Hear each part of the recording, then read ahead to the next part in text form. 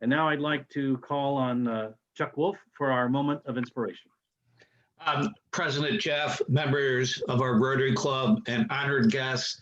Today we celebrate and honor the birth and works of Dr. Martin Luther King, who was the leader of the American Civil Rights Movement from the mid-50s to his death from an assassin's bullet in April 1968. As a Nobel Peace Prize recipient, father, husband, author, and citizen, the words and actions, many of us here, most of us grew up during those times and watched in the 60s as we were going through another turbulent time in America.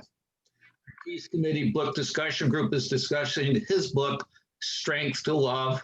The book discussion group recently discussed the first 3 chapters, in which one of the themes is asking the question about how we and why as individuals can step out of our comfort zones of attaining success, recognition, and conformity to be instruments of peace and social justice.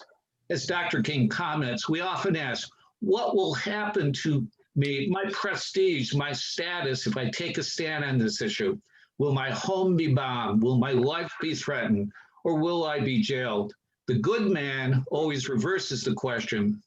Albert Schweitzer did not ask what will happen to my prestige and security as a university professor and my status as a Bach organist if I work with the people of Africa, but rather he asked, what will happen to those millions of people who've been wounded by the forces of injustice if I do not go to them? Abraham Lincoln did not ask, what will happen to me if I issue the Emancipation Proclamation to bring end to the chattel of slavery? But he asked, what will happen to the Union and to a million Negro people if I fail to do it? Martin Luther King goes on to say, the ultimate measure of a man is not where he stands in the moments of comfort and convenience, but where he stands at times of challenge and controversy.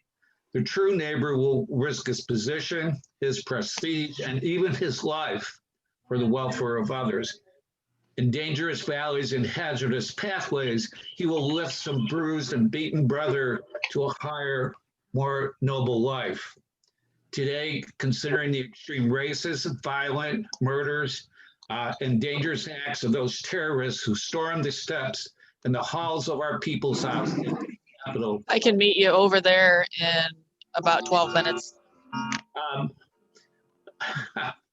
And how are we as human beings, as Rotarians, going to stand up demanding accountability, justice, and actions for all of those responsible to keep our American Republic and self-government alive?